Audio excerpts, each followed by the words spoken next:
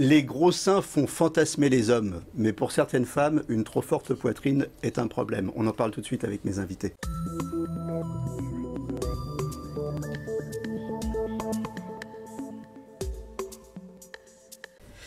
Alors avec moi, le docteur Lionel Choucroune, vous êtes chirurgien plasticien, et puis Alison Marais, qui a subi donc une réduction mammaire. Merci d'être venu pour témoigner. Alors, à quel âge vous vous êtes fait opérer? À 30 ans. À 30 ans. Alors comment étaient vos seins avant? Indiscret hein, comme question, mais énorme. On est là pour en parler. Énorme, trop gros pour moi. Il y a une différence entre énorme et trop gros pour moi. Alors, énorme en termes de taille, c'était quoi? Un bonnet E. Un bonnet E. Et c'est quoi? C'est 95 95 E. 95 E. Oui. Et donc, vous trouviez ça totalement énorme? Énorme. Okay. Et pourquoi votre poitrine vous posait un problème alors? Elle m'a toujours posé un problème depuis mon adolescence. C'était inconfortable, ça fait mal. Je fais du sport, donc c'est très gênant. Et voilà. Ça fait mal. Ça pèse, mal au dos. Voilà. Je suis petite, voilà, ça n'allait pas avec mon corps en fait. D'accord. Donc derrière ça, j'entends qu'il y avait un problème d'image aussi. Tout à fait. Tout à fait. Voilà. Et le sport, alors ça vous gênait parce que en fait ça bouge, c'est ça? Voilà, c'est pas pratique, c'est des soutiens-gorge spéciaux, on ne s'habille pas comme on veut. Qu'est-ce que vous faisiez comme sport? De la course majoritairement, de la danse, ah oui, donc effectivement, un peu de tout, des sports collectifs. Il y a des mouvements. Ouais. On ne peut pas faire ce qu'on veut. D'accord.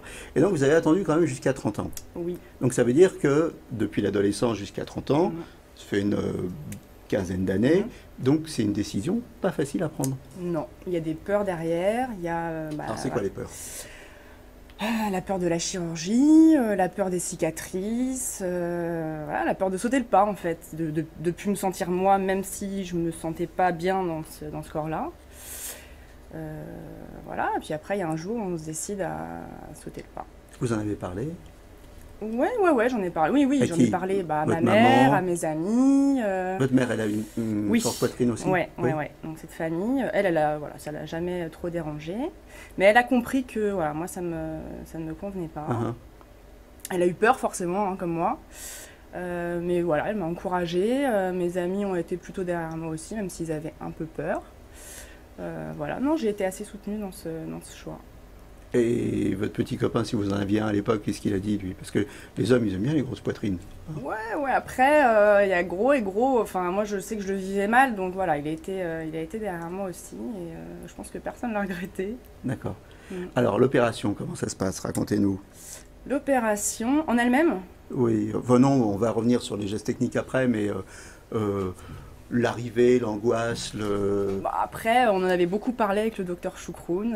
Il m'a beaucoup rassurée. J'avais beaucoup parlé à des anciennes patientes aussi, des amis à moi qui l'avaient opéré.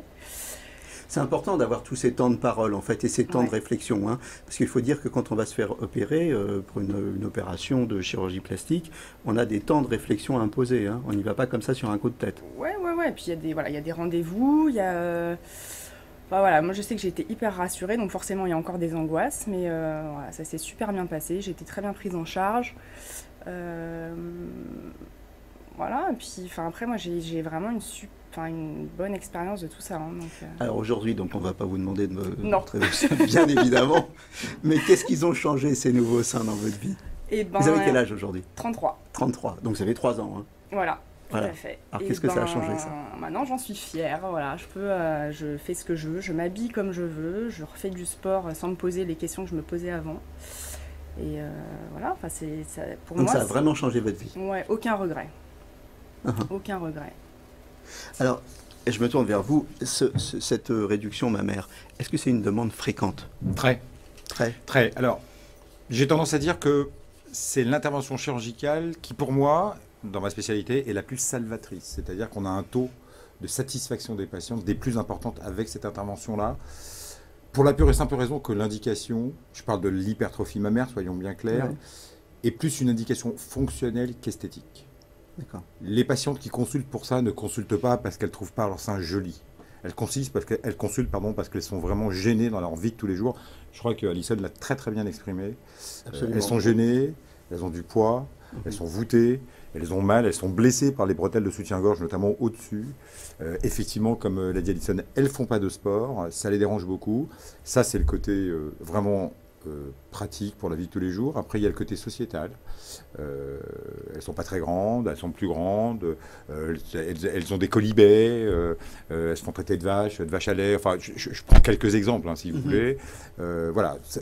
Mais l'indication principale, et ce pourquoi elles consultent, c'est parce qu'elles sont vraiment gênées. Et cette gêne-là, elle est fonctionnelle, pas esthétique. Ok, elle est fonctionnelle. Elle est fonctionnelle, pas esthétique. Le geste, il est salvateur, comme vous disiez. Il est très salvateur. Pourtant, il enlève la gêne. Il est salvateur, et ce qui prouve que le taux de satisfaction est des plus importants parmi toutes les chirurgies, c'est que c'est un geste qui est mutilant. Mutilant, pourquoi? Parce qu'il y a des cicatrices. Donc c'est un sein qui après est cicatriciel, et que malgré ces cicatrices, les patientes sont beaucoup plus satisfaites avec leur nouveau sein avec les cicatrices que leurs anciens seins avec beaucoup de volume sans cicatrices. On va revenir sur tout ça dans le détail. L'évolution de la poitrine des femmes, en fait, il y a des stades, la puberté, la grossesse, ça commence à évoluer, la poitrine d'une femme. Le sein a un caractère sexuel secondaire. Il y a apparition donc de la poitrine chez la femme au moment de la puberté. Alors après, il y a des notions familiales ou pas. Dans certaines familles, il y a des familles au gros sein, entre guillemets. On peut voir des familles au gros sein avec certains enfants qui n'ont pas de gros sein. On peut voir des familles au petit sein avec des patientes qui ont... D'ailleurs, on leur pose cette question, est-ce que chez votre maman, chez votre grand-mère, chez votre tante, il y a des antécédents de gros sein? Parfois oui, parfois non. Donc, ce n'est pas un critère très important. Est-ce qu'il y a des stades où on prend des tailles de poitrine? Par exemple, après une grossesse, est-ce que par... c'est pas après une grossesse, pendant la grossesse. Pendant la grossesse. Pendant un éventuel allaitement, si les patients décident d'allaiter, pendant les prises de poids, une prise de poids importante, certaines patientes peuvent prendre énormément de volume de mammaire. Ça dépend. Ça dépend. Ça dépend. Soit elles ont pris vraiment que de la graisse au niveau du volume du sein, et auquel cas, si elles repèrent du poids, effectivement, elles repèrent de la graisse. Maintenant, si elles prennent vraiment du volume mammaire, c'est-à-dire de la glande mammaire, en général, c'est parce qu'il y a une influence hormonale. Et cette influence hormonale, dans 90% des cas, c'est la grossesse. À partir de quelle taille on conseille l'opération? C'est pas à partir de quelle taille. Il n'y a pas de taille, ça va dépendre. Si vous avez une patiente d'1,20 m avec un bonnet D, elle va être parfaitement opérable. Vous prenez la même patiente avec un bonnet D qui fait 1,80 m, on ne va pas l'opérer. Donc, il y a des proportions. Il y a la gêne de la patiente qui est à prendre en considération. Il n'y a pas de norme. La patiente vient vous voir, elle vous dit « je suis gênée ». C'est à vous d'évaluer si effectivement son volume mammaire par rapport à son volume thoracique, par rapport à sa taille, est effectivement gênant, et est-ce que ça pose un problème de poids, un problème physique. Et à partir de quel âge et jusqu'à quel âge on se fait opérer? Alors, jusqu'à quel âge? Pas de limite d'âge, plutôt je dirais des limites médicales, c'est-à-dire s'il y a des grosses Vous contre-indications voyez des femmes de 50 ans par exemple, qui ont eu des gros seins toute leur vie, qui n'ont jamais passé le pas, et puis qui un jour disent... Juste pour revenir sur la question précédente, il y a un moment de la vie où le sein peut prendre du volume, c'est à la ménopause.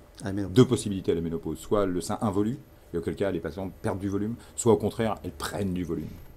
Donc effectivement, on est souvent amené à opérer. Et donc vous avez des patientes ménopausées qui viennent vous voir. Complètement, absolument. D'accord. Tout à fait. Qui là encore ont cette gêne fonctionnelle avec le poids. En disant, écoutez, depuis que je suis ménopausée, j'ai pris 10 kilos, j'ai pris 2 bonnets, 3 bonnets, j'en peux plus, ça me gêne, etc.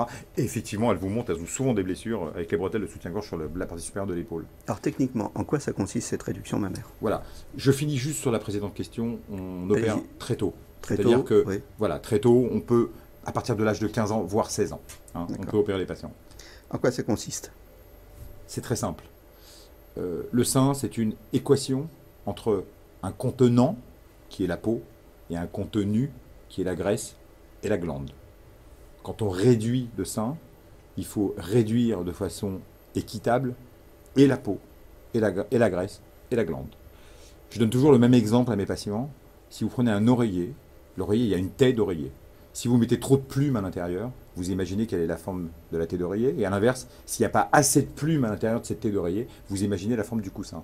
Eh bien, notre travail consiste à réadapter, à enlever des plumes, bien évidemment, et à réadapter la taie d'oreiller au nombre de plumes, c'est-à-dire la peau du sein au volume du sein. Voilà. Donc, la technique consiste à enlever de la peau, de la glande, de la graisse. Vous avez parlé de cicatrices tout à l'heure. Elles sont où, ces cicatrices? Elles sont là, et là en fait, en encre, on appelle ça l'encre. Et vous en avez oublié une. Et la reine. Voilà. Et elles sont très visibles ou... Très visibles au début. Très visibles au début. Je dirais, en fonction des patientes, 6 mois, 1 an. Hein, où elles sont très rouges, très inflammatoires, ce qui est normal, c'est le cycle normal des cicatrices. Il faut leur laisser le temps d'évoluer, laisser le temps de s'estomper.